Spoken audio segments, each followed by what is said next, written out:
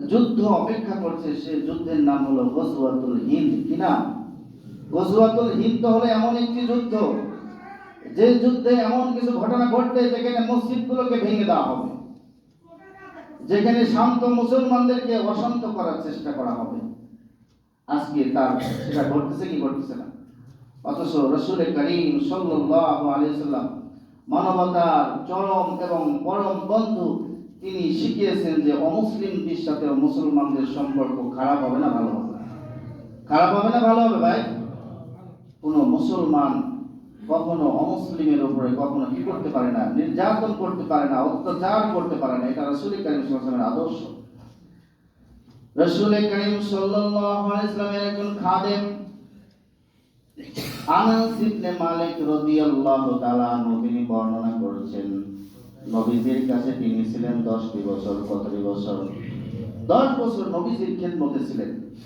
আনাস রাদিয়াল্লাহু তাআলা আনহুকে বলা হলো, নবীজির চরিত্র কেমন ছিল, নবীজি কেমন ছিলেন? আনাস রাদিয়াল্লাহু তাআলা আনহু বলেন, বিশ্ব নবী এত মায়ার নবী, রাহমাতুল লিল আলামিন, এত ভালো মানুষ, এত সুন্দর মানুষ পৃথিবীর জমিনে আমার চোখে আর কেউ পড়ে না। আল্লাহু আকবার। আনাস রাদিয়াল্লাহু তাআলা বলেন, আমি 10টি বছর নবীজির খেদমত করেছি। আমাকে ধমক দাও তো দূরে থাক, নবীজি আমার দিকে চোখ গরম করেও পর্যন্ত তাকে তাকায় নাই। সুবহানাল্লাহ বলেন। সেই নবীর উম্মত হলাম আমরা। আল্লাহু আকবার বলেন। সেই নবীর উম্মত আমরা। এই আনাস রাদিয়াল্লাহু তাআলা বলতেছেন, একদিন মসজিদে নববীতে বিশ্ব নবী মুহাম্মদুর রাসূলুল্লাহ সাল্লাল্লাহু আলাইহি ওয়াসাল্লাম সাহাবীদেরকে নিয়ে বসে আছেন। হঠাৎ করে একজন বিধর্মী এসে মসজিদের ভিতরে পেশাব করে দিয়েছে। কি করেছে? এখন আমাদের মসজিদে এসে যদি কেউ পেশাব করে দেয়, আমাদের রাগ হবে কি হবে না? স্বাভাবিকভাবে রাগ হবে, কারণ এটা ইবাদতের একটি জায়গা, এটা পবিত্র জায়গা। আর নামাজের জন্য শর্ত হলো পবিত্র থাকা লাগবে, শরীর পাক, কাপড় পাক, নামাজের জায়গা। সাহাবীরা উঠেছে তাকে মারবে। বিশ্বনবী মায়ার নবী রাহমাতুল লিল আলামিন, নবীজি সাহাবীদেরকে বললেন যে তার গায়ে তোমরা হাত তুলবে না, খবরদার।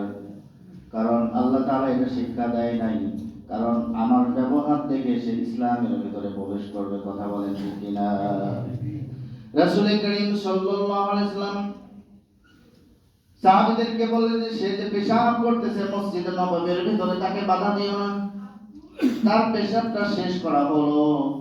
রাসূল করিম সাল্লাল্লাহু আলাইহি ওয়াসাল্লাম এক বালতি পানি নিয়ে আসলেন, নিজে হাত দিয়ে পানি দিয়ে তার পেশাবগুলোকে ধুয়ে দিলেন। আল্লাহু আকবার।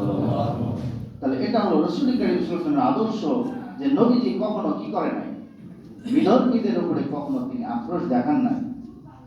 এই জন্য মায়ার নবী রাহমাতুল লিল আলামিন, নবীজি যখন মক্কায় দাওয়াত দিয়েছেন,